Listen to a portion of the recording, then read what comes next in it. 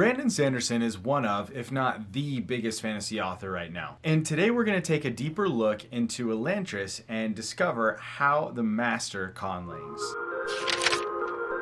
If you're creating a language for your novel or RPG, it's important to first know the purpose. Brandon Sanderson himself said that he never set out to create a language complete enough to later go on to produce Hamlet in that language. This is important to point out because many budding world builders are under the impression that they need to create a language as complete as Tolkien's. Organic language is living and breathing. It passes through millions of hands, mouths, eyes, and ears over thousands and thousands of years. And not only is this not artificially replicable, it's not necessary for writing a novel. Elantris has 5 different languages and all serve the story in varying ways. Aeonic plays the largest role, from character names to the structure of the magic system.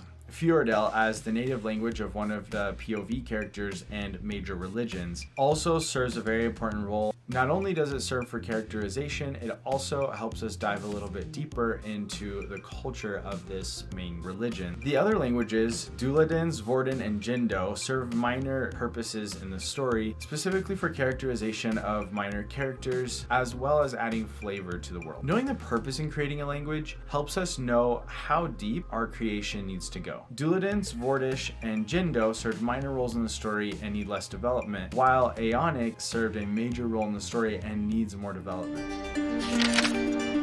Brandon Sanderson stated, "When a reader runs across a name in the book, I want them to be able to instantly determine which country that name came from. However, the names can't be too similar, otherwise they will become a jumbled mess in the reader's mind. To do this, it's important to set up patterns for the reader to self-consciously recognize. For example, the majority of Aeonic words are created from a 2-syllable root with 2 long vowel sounds, with suffixes and prefixes added onto them. The name Hrathen is obviously not Aeonic, and we can tell that because we can subconsciously see those patterns. The other languages needed less development because they had less impact on the story. On his creation of Duladin, Sanderson said, "My only rule for this language was to use that which sounded right." Even within a language, there will be variation. One example of this is the word Elantris itself. The root, ele, changes pronunciation once you add Elantris. A quick side note, people in general don't talk the same for various reasons. I don't have a great example of this from Elantris, but the Wheel of Time does this really well, with different people calling fades by different names, depending on location, culture, species, or even just personal preference. One of my favorite parts of Elantris is in the very first chapter when you first meet Galladon Adula.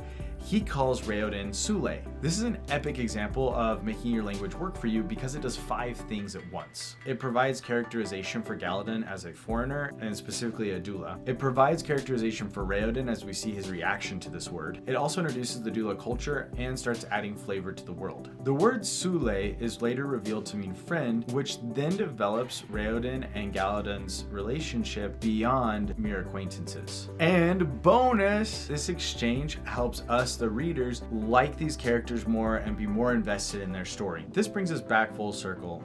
Sule serves a purpose in the story, and in order to successfully use language in a story, you need to know its purpose. But it's hard to know what purpose language is going to serve in the story without a greater vision of what your story is. This video right here will help you find that vision. I will see you guys in the next adventure.